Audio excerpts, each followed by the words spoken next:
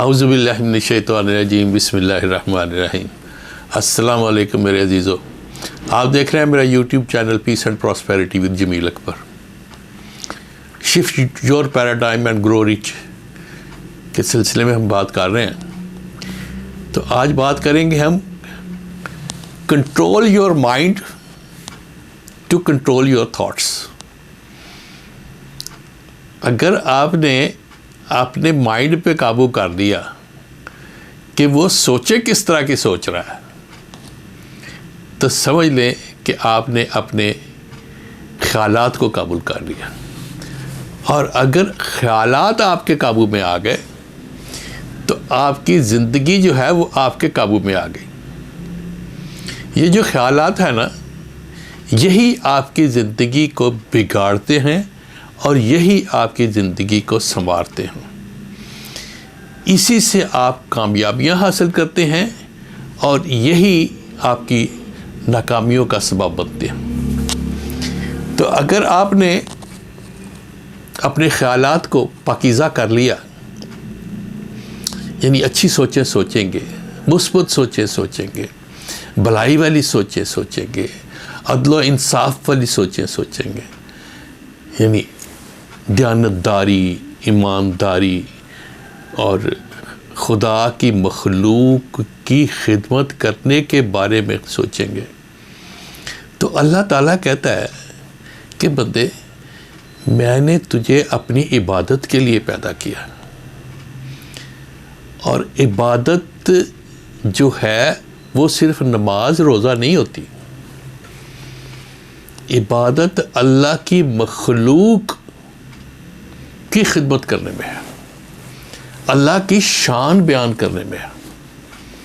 یہ جو مظاہر دیکھتے ہیں قدرت کے، یہ پہاڑ ہیں، یہ دریا ہیں، یہ سمندر ہیں، یہ پھول ہیں، یہ درخت ہیں، یہ پھل ہیں، یہ اللہ کی قدرت کے مظاہر ہیں۔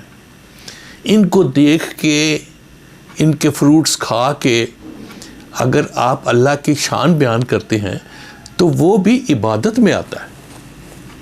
آسمان کو دیکھتے ہیں، اس کی وسعتیں دیکھتے ہیں اور سبحان اللہ کہتے ہیں، تو یہ بھی اللہ کی عبادت میں آتا ہے۔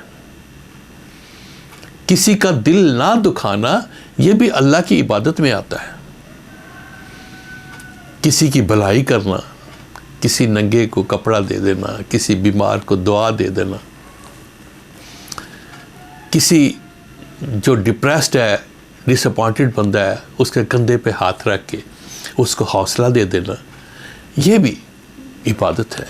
کسی کو صحیح مشورہ دینا، یہ بھی عبادت ہے۔ کسی کو صحیح راستہ بتانا، کوئی بھٹکا ہوا ہے، آپ سے راستہ پوچھتا ہے، تو آپ بجائے اس کے کہ آپ اس کے کہے مجھے نہیں پتا، آگے چلے جاؤ، تو اگر آپ کو پتہ ہے تو آپ اسے بتا دیں کہ بھائی سیدھا جائے گا تو پھر الٹے ہاتھ میں ہو جانا یا سیدھے ہاتھ میں ہو جانا، پھر آگے گلی آئے گی تو پھر وہ گھر آ جائے گا جو آپ ڈھونڈ رہے ہیں۔ تو یہ بھی عبادت ہے۔ تو آپ اپنی سوچوں پہ قابو پائیں گے، یعنی آپ اپنے مائنڈ کو کنٹرول کر لیں گے، جو آپ کے لیے سوچیں سوچتا ہے، تو آپ زندگی میں انشاءاللہ تعالیٰ کامیاب ہو جائیں گے۔ پھر یہ ہے کہ جو سوچیں ہیں وہ دو طرح کی ہوتی ہیں۔ ایک ہوتا ہے گروتھ مائنڈ سیٹ۔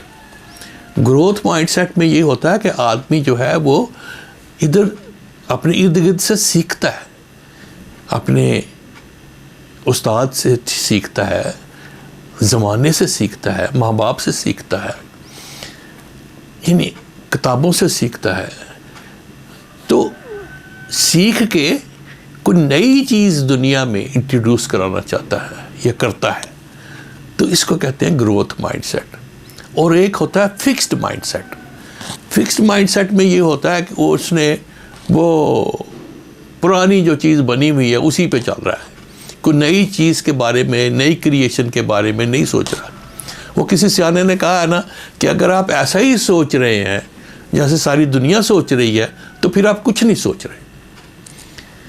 یعنی نئی سوچیں پیدا کریں، نئے جہان پیدا کریں، نئی امنگیں پیدا کریں، نئی خواہشات پیدا کریں، اور اس پہ عمل کریں، نئے پلان بنائیں، کر گزرے کچھ نیا ایسا کہ دنیا آپ کو رہتی دنیا تک یاد رہے۔